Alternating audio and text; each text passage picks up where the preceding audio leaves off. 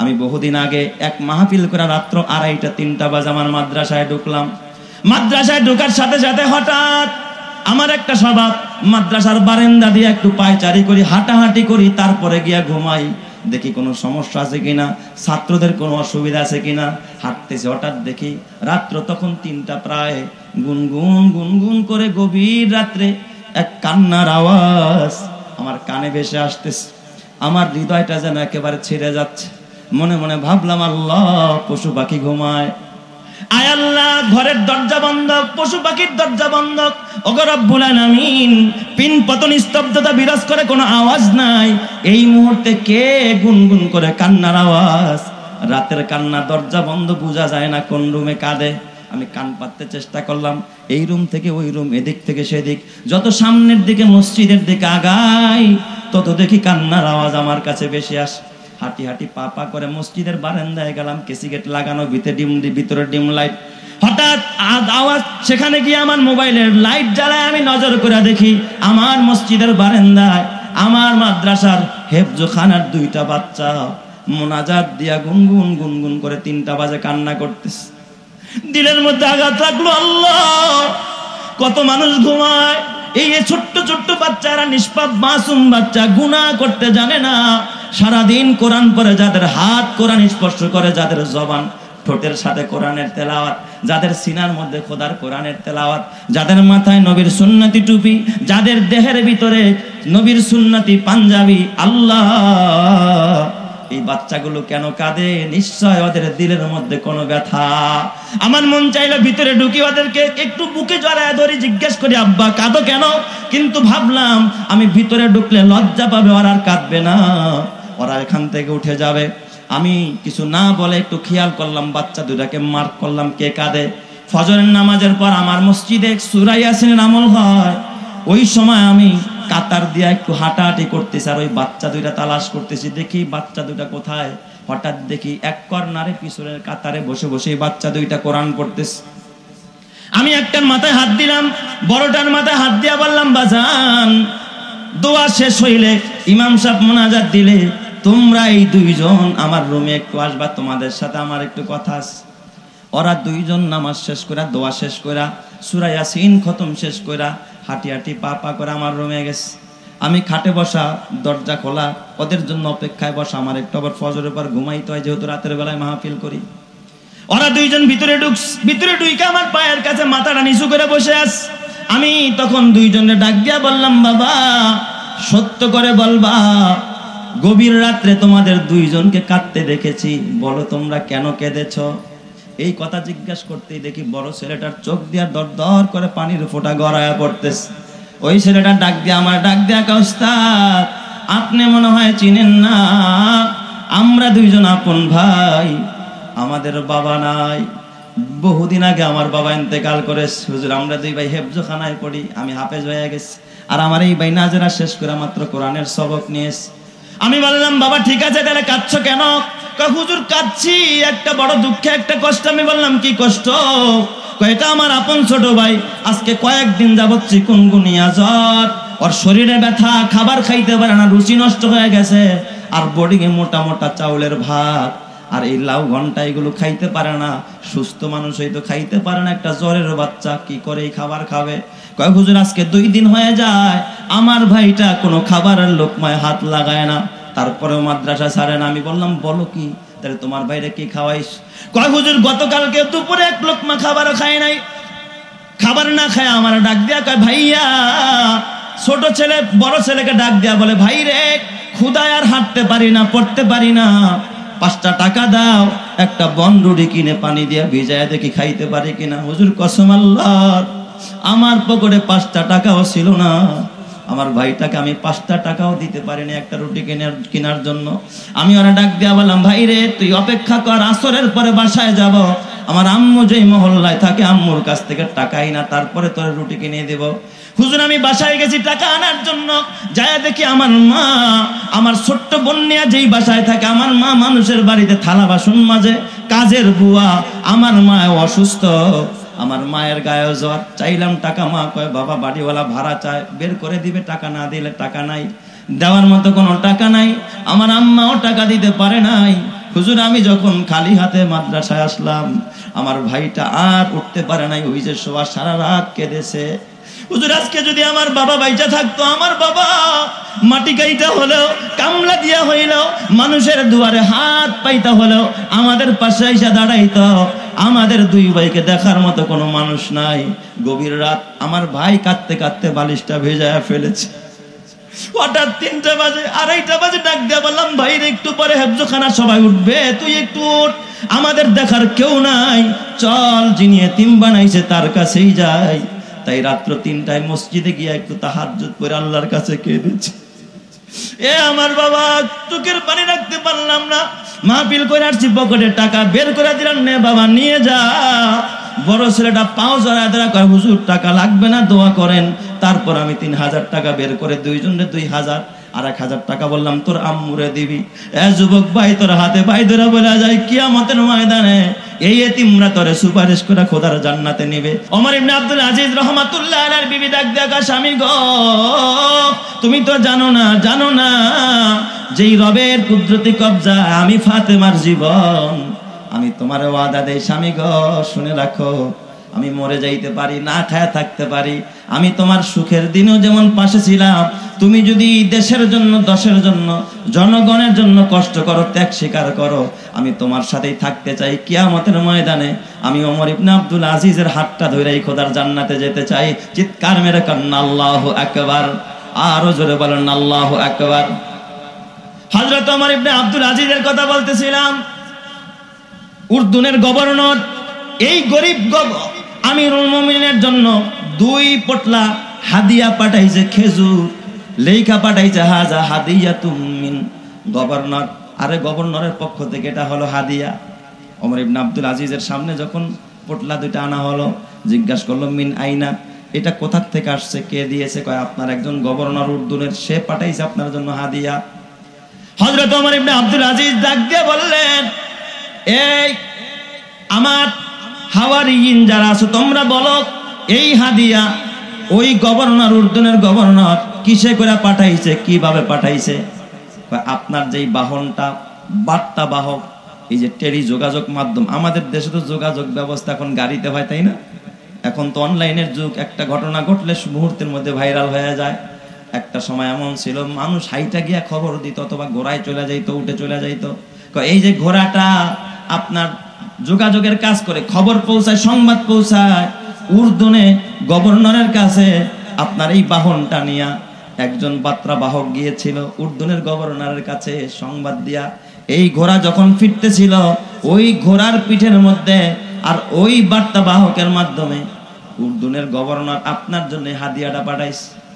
হযরত ওমর ইবনে আব্দুল আজিজ ডাক দিয়া বলে, ও ভাই তোমরা শোনো, এই ঘোড়া কিন্তু আমার টাকার কিনা না, এটা আমার রাষ্ট্রীয় সম্পদ, রাজ্যের টাকা এই ঘোড়াটা কিনা, আর এটা সরকারি সম্পদ।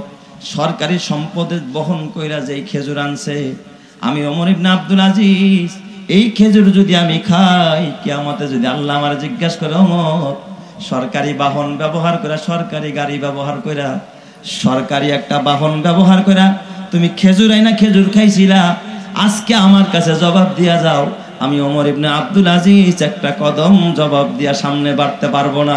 চিৎকার মেরে কম সুবহানাল্লাহ। তাহলে বলেন তার দিলের ভিতরে ছিল কার ভয়? কয় তাইলে আমিরুল মুমিনিন কি করবো? কয় কাজ করো, খেজুরগুলো নিয়ে বাজারে যাও, বাজারে গিয়া খেজুরগুলো বিক্রি করে দাও, আর এই টাকাটা বাইতুল মালে দিয়ে দাও, সরকারি কোষাগারে দিয়ে দাও। যেহেতু মালটা বহন করে আনছে সরকারি গাড়ি, সরকারি বাহন, সরকারি ঘোড়া, এই ঘোড়ায় বহন করার মাল আমি ওমর ইবনে আব্দুল আজিজ খাবো না। ওই মাল বাজারে যখন নিয়ে যায়, ওমর ইবনে আব্দুল আজিজের এক চাচাতো ভাই দৃশ্যটা দেখে তার দিলের মধ্যে লাগছে, হারে আমার ভাইয়ের মধ্যে কি পরিমাণ তাকওয়া, পেটে ভাত নাই, পিঠে কাপড় নাই, পরিবারের খবর নাই, এমনকি ঈদের দিনে বাচ্চারা কাঁধে পোশাক নাই। ওমর ইবনে আব্দুল আজিজের ঘরে এতটা অভাব, চাচাতো ভাই বেশি টাকা দিয়া খেজুরের পটলা 2টা কিনে তারপরে এই পটলা 2টা নিয়ে আসছে ভাইয়ের দরবার ওমর ইবনে আব্দুল আজিজের কাছে। কয় নেন ভাই, আমি এবার হাদিয়া দিলাম। কয়খানে দিয়ে উর্দুনের সিল লেখা, তুমি এটা কোথায় পাইলা? কয় বাজারে বিক্রি করা হয়েছে। এই যে দেখেন রিসিপ্ট দেখেন, আমি বাইতুল মালের পক্ষ থেকে এই খেজুরগুলো ক্রয় করে আপনাকে আমি হাদিয়া দিলাম, আপনি এবার খান। আমার পক্ষ থেকে এটা হাদিয়া, আমি টাকা দিয়ে দিছি বাইতুল মালের ভিতরে। এ মুসলমান, হযরত ওমর ইবনে আব্দুল আজিজ রাহমাতুল্লাহ আলাইহি ওই খেজুর তখন খাইলেন, এর আগ পর্যন্ত খায় নাই, কারণ এখন তো বাইতুল মালের মাল না, এখন তার চাচাতো ভাই কিনে তাকে হাদিয়া দিয়েছেন। হাদিয়া খাওয়াও সুন্নত, হাদিয়া দেওয়াও সুন্নত, হাদিয়া নেওয়াও সুন্নত। কথা ঠিক না বা ঠিক জোরে কর। এই জন্য আমার বাবা এই ওমর ইবনে আব্দুল আজিজ রাহমাতুল্লাহ আলাইহি, এ আমার বাবা তাফসীর ইবনে কাসিরের মধ্যে আল্লামা ইবনে কাসির রাহমাতুল্লাহ আলাইহি লেখে, একদিন হঠাৎ করে একজন মা চিৎকার মারতেছে, এই ওমর ইবনে আব্দুল আজিজ আর দুনিয়াতে নাই, ইন্তেকাল করেছে। লোকেরা জিজ্ঞাসা করে, ও বুড়ি মা, তুমি কি গায়েবের খবর জানোনি? মাত্র 2.5 বছর ক্ষমতা আসছে, এত তাড়াতাড়ি ওমর ইবনে আব্দুল আজিজ মরতে পারে না, কারণ তার বয়স এখনো 40 হয় নাই। এত অল্প বয়সে লোকটা মারা যাইতে পারে না। তুমি কি গায়েবের খবর জানোনি যে ওমর ইবনে আব্দুল আজিজ মারা গেছে? মহিলা কয়, ওই জাতের কসম করে কই আমার বিশ্বাস ওমর ইবনে আব্দুল আজিজ দুনিয়ায় নাই। ওমর ইবনে আব্দুল আজিজ ইন্তেকাল করেছে তার ক্ষমতা গ্রহণের 2.5 বছর পরের ঘটনা। লোকেরা মহিলার কথা আর কান দেয় না। ঠিক কিছুদিন পরে তথ্য তালাশ করে খবর নিয়ে দেখে, এই মহিলা যেই দিন চিৎকার মাইরা এই কথা বলেছিল, ঠিক ওই দিনেই বিকেল বেলা ওমর ইবনে আব্দুল আজিজকে শহীদ করে দেওয়া হয়েছিল। চিৎকার মেরে কন্না আল্লাহু আকবার। তখন লোকেরা ওই বৃদ্ধা মায়ের কাছে গিয়া ডাক দিয়া কয়, মা গো, তুমি কিভাবে খবর পাইলা ওমর ইবনে আব্দুল আজিজ মারা গেছে? টেলিফোন নাই, ফেসবুক নাই, কোনো সাংবাদিক নাই, কেমনে তুমি খবর পাইলা? ওই মহিলা চোখের পানি ফালায় কান্দে আর ডাক দিয়া বলে, ও মদিনার লোকেরা, তোমরা তো জানো না, আমার বাড়ি সুদূর ওই জঙ্গলের পাশে, নদীর পারে আমি বসবাস করি, গরিব মানুষ। আমার স্বামী কাঠ কেটে খায় জঙ্গলের ভিতরে, আমি বড় অভাবী অসহায়। আমি মাঝে মাঝে পাহাড়ি এলাকায় বের হই, আমি নদীর দিকে যখন তাকাই, আমি তাকায়া দেখতাম নদীর পারে ছাগল আর সিংহ একসাথে পানি পান করত, কিন্তু কোনোদিন সিংহ ছাগলের রক্ত পান করতো না, আক্রমণ চালাইতো না। কিন্তু যেই দিন আমি চিৎকার মাইরা এই ঘটনা তোমাদের সামনে তুলে বলেছি, ওই দিন দেখতে যে সিংহ ছাগলের উপরে হামলা চালায়, একটা বাঘ হরিণের উপরে হামলা চালায়, আমার তখন বিশ্বাস হয়ে গেছে ওমর ইবনে আব্দুল আজিজ দুনিয়ায় নাই। যদি ওমর ইবনে আব্দুল আজিজ দুনিয়ায় থাকতেন, তাইলে এই জুলুম চলতে পারতো না, এই অন্যায় চলতে পারতো না।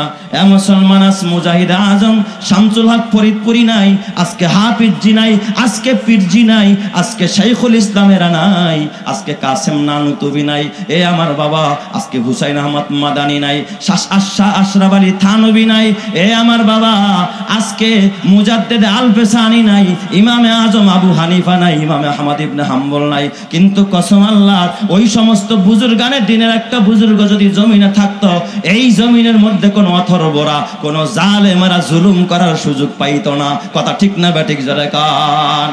এই জন্য আমার বাবা, এই জমিনে যদি শান্তি আনতে চাও, তাকওয়ার বিকল্প নাই। তাকওয়া আমার ভিতরে আসলে আমি ভালো হব, তাকওয়া পরিবারে আসলে পরিবার ভালো হবে, তাকওয়া সমাজ আসলে সমাজ ভালো হবে। আর ওই তাকওয়ার শিক্ষাই দেওয়া হয় কোরআনের শিক্ষাই মাদ্রাসায়, এই মুসলিম এতিমখানায়। তাইলে বলেন, মুসলিম এতিমখানার দরকার আছে না নাই? আরো জোরে বলেন, দরকার আছে না নাই? এ আমার বাবা, তোর হাতে পায়ে ধরে বলা যায়, আজকে রাত্র 2টা বাজে যদি আপনি একটা উচ্চ বিদ্যালয়ের প্রবেশদ্বার দিয়া প্রবেশ করেন, কসম দিয়া বলেন, জীবনে কোনোদিন শুনছেননি উচ্চ বিদ্যালয়ের মধ্যে ছাত্ররা জামাতের সাথে নামাজ পড়ে? শুনছেননি? জীবনে শুনছেননি রাত্র 3টা বাজে স্কুলের ছাত্ররা তাহাজ্জুদ পড়ে? জীবনে শুনছেননি কলেজের ছাত্ররা, এই বিশ্ববিদ্যালয়ের ছাত্ররা রাত্র 2টা বাজে উঠা তাহাজ্জুদ পড়ে? জীবনে দেখাইতে পারবেননি ওই মেডিকেল কলেজের ছাত্ররা রাত্র 3টা বাজে উঠা নামাজ পড়ে। কিন্তু আমি খোদার কোরআন ধরে বলতে পারি, বাংলাদেশের এমন কোনো মাদ্রাসা নাই, এমন কোনো এতিমখানা নাই, যেই এতিমখানার ছাত্ররা হাফেজে কোরআনেরা রাত্র 3টা বাজে উঠা তাহাজ্জুদের নামাজ পড়ে না, রবের কদমে সেজদায় লুটায় না। হেফজখানার নিয়ম হলো রাত্র 3টা বাজে ওঠা। এরা রাত্র 3টা বাজে উঠে, পশু পাখিরা ঘুমায়, সব মানুষগুলো ঘুমায়। আল্লাহ তাআলা যখন দেখে এখানে গজব দেওয়া দরকার, তাকায় দেখে মুসলিম এতিমখানার রহমতের দুয়ারগুলো খোলা, বাচ্চাগুলো ঠান্ডা পানি দিয়ে ওযু বানায় শীতকালে পৌষ মাসে তারপরে কোরআন পড়তেছে, তাহাজ্জুদের নামাজ পড়তেছে। আল্লাহ তাআলা ডাক দেয়া বলে, ফেরেশতারা খবরদার খবরদার, এই এলাকায় গজব দিস না, এই এলাকার ভিতরে ওয়ারাসাতুল আম্বিয়ারা কোরআন পড়তেছে, এরা আমি আল্লাহকে সেজদা দিতেছে, আমি আল্লাহর কাছে হাত তুলা কচি কাঁচা 8 বছরের বাচ্চা হেফজখানার, এই বাচ্চা কম্বল ছাড়ার কথা না, এই বাচ্চা গরম পানি ছাড়া গোসল করে না, এই বাচ্চাটাও ঠান্ডা পানি দিয়ে ওযু বানায় রবের কদমে সেজদায় পড়ে। আমার আল্লাহর রহমতের দুয়ারটা উতলায়া ওঠে, আমার আল্লাহ পুরা এলাকার ভিতরে রহমত দান করে দেয়। কথা ঠিক না বেঠিক জোরে কন। অথচ আমার বাবা নিজে আলেম হইতে পারল না, সন্তানটারে আলেম বানাইতে। তো তুমি একজন এতিমের দায়িত্ব গ্রহণ করো রে বাবা। কিয়ামতের ময়দানে আল্লাহর নবী বলে, আনা ওয়া কাফিলুল ইয়াতীমি কাহাতাইনি ফিল জান্নাহ। কয় শোনো, কিয়ামতের ময়দানে আমি মুহাম্মদ আর এতিমকে যে লালন পালন করবে, এতিমের যে গার্জিয়ান হবে, আমি মুহাম্মদ ওয়াদা দিলাম এই দুইজন আমি মুহাম্মদ ওই এতিমের গার্জিয়ান, এতিমের লালন পালনকারীকে নিয়ে একই সাথে পাশাপাশি একই জান্নাতে থাকবো। চিৎকার মেরে কোন সুবহানাল্লাহ। এ আমার বাবা, এতিমদের কষ্ট তোমরা জানো না, তোমরা তো বুঝো না। এই মুসলিম এতিমখানা গোপালগঞ্জের ঐতিহ্য। এ যুবক, আমি তো মাঝে মাঝে একটা ঘটনা বলে থাকি, আমার মাদ্রাসার 2 জন এতিমের ঘটনা আমি প্রায় মাঝে মাঝেই প্রায় জায়গায় আমি বলে থাকি। আমি বহুদিন আগে এক মাহফিল করে রাত্র 2:30-3টা বাজে আমার মাদ্রাসায় ঢুকলাম। মাদ্রাসায় ঢোকার সাথে সাথে হঠাৎ আমার একটা স্বভাব, মাদ্রাসার বারান্দা দিয়ে একটু পায়চারি করি, হাঁটাহাঁটি করি, তারপরে গিয়া ঘুমাই। দেখি কোনো সমস্যা আছে কিনা, ছাত্রদের কোনো অসুবিধা আছে কিনা, হাঁটতেছি। হঠাৎ দেখি রাত্র তখন 3টা প্রায়, গুনগুন গুনগুন করে গভীর রাত্রে এক কান্নার আওয়াজ আমার কানে ভেসে আসতেছে। আমার হৃদয়টা যেন একেবারে ছিঁড়ে যাচ্ছে। মনে মনে ভাবলাম, আল্লাহ, পশু পাখি ঘুমায়, আয় আল্লাহ, ঘরের দরজা বন্ধ, পশু পাখির দরজা বন্ধ। ওগো রব্বুল আলামিন, পিন পতন স্তব্ধতা বিরাজ করে, কোনো আওয়াজ নাই। এই মুহূর্তে কে গুনগুন করে কান্নার আওয়াজ? রাতের কান্না, দরজা বন্ধ, বোঝা যায় না কোন রুমে কাঁদে। আমি কান পাততে চেষ্টা করলাম, এই রুম থেকে ওই রুম, এদিক থেকে সেদিক। যত সামনের দিকে মসজিদের দিকে আগাই, তত দেখি কান্নার আওয়াজ আমার কাছে বেশি আসে। হাঁটি হাঁটি পা পা করে মসজিদের বারান্দায় গেলাম, কেসি গেট লাগানো, ভিতরে ডিম লাইট। হঠাৎ আওয়াজ, সেখানে গিয়ে আমার মোবাইলের লাইট জ্বালায় আমি নজর করে দেখি আমার মসজিদের বারান্দায় আমার মাদ্রাসার হেফজখানার 2টা বাচ্চা মোনাজাত দিয়া গুনগুন গুনগুন করে 3টা বাজে কান্না করতেছে। দিলের মধ্যে আঘাত লাগলো, আল্লাহ, কত মানুষ ঘুমায়, এই ছোট্ট ছোট্ট বাচ্চারা, নিষ্পাপ মাসুম বাচ্চা, গুনাহ করতে জানে না, সারাদিন কোরআন পড়ে, যাদের হাত কোরআন স্পর্শ করে, যাদের জবান ঠোঁটের সাথে কোরআনের তেলাওয়াত, যাদের সিনার মধ্যে খোদার কোরআনের তেলাওয়াত, যাদের মাথায় নবীর সুন্নতি টুপি, যাদের দেহের ভিতরে নবীর সুন্নতি পাঞ্জাবি, আল্লাহ, এই বাচ্চাগুলো কেন কাঁদে? নিশ্চয় ওদের দিলের মধ্যে কোনো ব্যথা। আমার মন চাইলো ভিতরে ঢুকি, ওদেরকে একটু বুকে জড়ায় ধরি, জিজ্ঞেস করি, আব্বা কাঁদো কেন? কিন্তু ভাবলাম আমি ভিতরে ঢুকলে লজ্জা পাবে, ওরা আর কাঁদবে না, ওরা এখান থেকে উঠে যাবে। আমি কিছু না বলে একটু খেয়াল করলাম, বাচ্চা 2টাকে মার্ক করলাম কে কাঁদে। ফজরের নামাজের পর আমার মসজিদে সূরা ইয়াসিনের আমল হয়। ওই সময় আমি কাতার দিয়া একটু হাঁটাহাঁটি করতেছি, আর ওই বাচ্চা 2টা তালাশ করতেছি, দেখি বাচ্চা 2টা কোথায়। হঠাৎ দেখি এক কর্নারে পিছনের কাতারে বসে বসে বাচ্চা 2টা কোরআন পড়তেছে।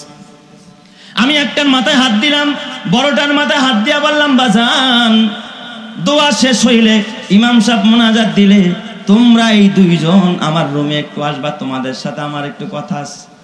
ওরা 2 জন নামাজ শেষ করে, দোয়া শেষ করে, সূরা ইয়াসিন খতম শেষ করে, হাঁটি হাঁটি পা পা করে আমার রুমে গেছে। আমি খাটে বসা, দরজা খোলা, ওদের জন্য অপেক্ষায় বসা। আমার একটু আবার ফজরের পর ঘুমাইতে হয়, যেহেতু রাতের বেলায় মাহফিল করি। ওরা 2 জন ভিতরে ঢুকে আমার পায়ের কাছে মাথাটা নিচু করে বসে আছে। আমি তখন 2 জনের ডাক দিয়া বললাম, বাবা, সত্য করে বলবা, গভীর রাত্রে তোমাদের 2 জনকে কাঁদতে দেখেছি, বলো তোমরা কেন কেঁদেছ? এই কথা জিজ্ঞাসা করতেই দেখি বড় ছেলেটার চোখ দিয়া দর দর করে পানির ফোঁটা গড়ায়া পড়তেছে। ওই ছেলেটা ডাক দিয়া ওস্তাদ, আপনি মনে হয় চিনেন না, আমরা 2 জন আপন ভাই, আমাদের বাবা নাই, বহুদিন আগে আমার বাবা ইন্তেকাল করেছে। হুজুর, আমরা 2 ভাই হেফজখানায় পড়ি, আমি হাফেজ হয়ে গেছি, আর আমার এই ভাই নাজেরা শেষ করে মাত্র কোরআনের সবক নিয়েছে। আমি বললাম, বাবা ঠিক আছে, তাহলে কাঁদছো কেন? হুজুর, কাঁদছি একটা বড় দুঃখে, একটা কষ্ট। আমি বললাম, কি কষ্ট? এটা আমার আপন ছোট ভাই, আজকে কয়েকদিন যাবত চিকুনগুনিয়া জ্বর, ওর শরীরে ব্যথা, খাবার খাইতে পারে না, রুচি নষ্ট হয়ে গেছে, আর বোর্ডিংয়ে মোটা মোটা চাউলের ভাত আর এই লাউ ঘন্টা এগুলো খাইতে পারে না। সুস্থ মানুষ হয়তো খাইতে পারে না, একটা জ্বরের বাচ্চা কি করে এই খাবার খাবে? কয় হুজুর আজকে 2 দিন হয়ে যায় আমার ভাইটা কোনো খাবারের লোকমায় হাত লাগায় না, তারপরেও মাদ্রাসা ছাড়ে না। আমি বললাম বলো কি, তাহলে তোমার ভাইরে কি খাওয়াইস? কয় হুজুর গতকালকে দুপুরে 1 লোকমা খাবারও খায় নাই। খাবার না খায় আমার ডাক দিয়া কয় ভাইয়া, ছোট ছেলে বড় ছেলেকে ডাক দিয়া বলে ভাই রে, ক্ষুধায় আর হাঁটতে পারি না, পড়তে পারি না, 5টা টাকা দাও, একটা বনরুটি কিনে পানি দিয়া ভিজায় দেখি খাইতে পারি কিনা। হুজুর কসম আল্লাহর, আমার পকেটে 5টা টাকাও ছিল না, আমার ভাইটাকে আমি 5টা টাকাও দিতে পারিনি একটা রুটি কেনার জন্য। আমি ওরা ডাক দিয়া বললাম ভাই রে, তুই অপেক্ষা কর, আসরের পরে বাসায় যাব, আমার আম্মু যেই মহল্লায় থাকে আম্মুর কাছ থেকে টাকাই না, তারপরে তোর রুটি কিনে দেব। হুজুর আমি বাসায় গেছি টাকা আনার জন্য, যায় দেখি আমার মা, আমার ছোট্ট বোনিয়া যেই বাসায় থাকে, আমার মা মানুষের বাড়িতে থালা বাসন মাজে, কাজের বুয়া, আমার মা অসুস্থ, আমার মায়ের গায়ে জ্বর। চাইলাম টাকা, মা কয় বাবা বাড়িওয়ালা ভাড়া চায়, বের করে দিবে, টাকা না দিলে টাকা নাই, দেওয়ার মতো কোনো টাকা নাই। আমার আম্মাও টাকা দিতে পারে নাই। হুজুর আমি যখন খালি হাতে মাদ্রাসায় আসলাম, আমার ভাইটা আর উঠতে পারে নাই, ওই যে শোয়া সারা রাত কেঁদেছে। হুজুর আজকে যদি আমার বাবা বাইচা থাকতো, আমার বাবা মাটি কাইটা হলেও, কামলা দিয়া হইলেও, মানুষের দুয়ারে হাত পাইতা হলেও আমাদের পাশে এসে দাঁড়াইতো। আমাদের 2 ভাইকে দেখার মতো কোনো মানুষ নাই। গভীর রাত আমার ভাই কাঁদতে কাঁদতে বালিশটা ভেজায়া ফেলেছে। হঠাৎ 3টা বাজে, 2:30 বাজে ডাক দিয়া বললাম ভাই রে, একটু পরে হেফজখানা সবাই উঠবে, তুই একটু উঠ, আমাদের দেখার কেউ নাই, চল যিনি এতিম বানাইছে তার কাছেই যাই। তাই রাত্র 3টায় মসজিদে গিয়া একটু তাহাজ্জুদ পড়ে আল্লাহর কাছে কেঁদেছি। এ আমার বাবা, চোখের পানি রাখতে পারলাম না, মাহফিল করে আসছি, পকেটে টাকা বের করে দিলাম, নে বাবা নিয়ে যা। বড় ছেলেটা পাও জড়ায় ধরা কয় হুজুর টাকা লাগবে না, দোয়া করেন। তারপর আমি 3000 টাকা বের করে 2 জনের 2000 আর 1000 টাকা বললাম তোর আম্মুরে দিবি। এ যুবক ভাই, তোর হাতে ভাই ধরে বলা যায় কিয়ামতের ময়দানে এই এতিমরা তোরে সুপারিশ করে খোদার জান্নাতে নিবে। যেই ছেলেটা সারা রাত টিভি দেখে তার জন্য তুই ব্যতিব্যস্ত হয়ে পড়লি, যেই মেয়েটা বেপরদায় চলে, যেই ছেলেটা জীবনেও নামাজ পড়ে না, তার জন্য ফ্ল্যাটের চিন্তা, গাড়ির চিন্তা, বাড়ির চিন্তা। আর এতিমগুলো খানা পায় না, থাকার জায়গা পায় না, মাটির ফ্লোরে থাকে, রাত্রেবেলা উঠা তাহাজ্জুদ পড়বে, সুন্দর একটা ব্যবস্থাপনা নাই। কিয়ামতে যদি আল্লাহ জিজ্ঞাসা করে, ও গোপালগঞ্জের মুসলমান, এই মুসলিম এতিমখানা কি তোর চোখে পড়ে নাই, নজরে পড়ে নাই? এই জন্য আমার বাবা তোর হাতে পায়ে ধরে বলি, ও বাবা কবরে যাইবা, কিন্তু কি নিয়ে কবরে যাইবা, মালিকের কাছে কি জবাব দিবা? এই মাদ্রাসার এতিমখানার জন্য, হেফজখানার জন্য, যেখানে একটা মডেল হেফজখানা করতে চায়, 24 ঘন্টা যেখানে কোরআন তেলাওয়াত হবে, একটা লম্বা ভবন করতে চায়, অন্তত নিচতলাটা যেন ফাউন্ডেশন করে উঠাইতে পারে, একটা বহুতল ভবন যেন এখানে কায়েম হতে পারে। এই জন্য আমি সর্বপ্রথম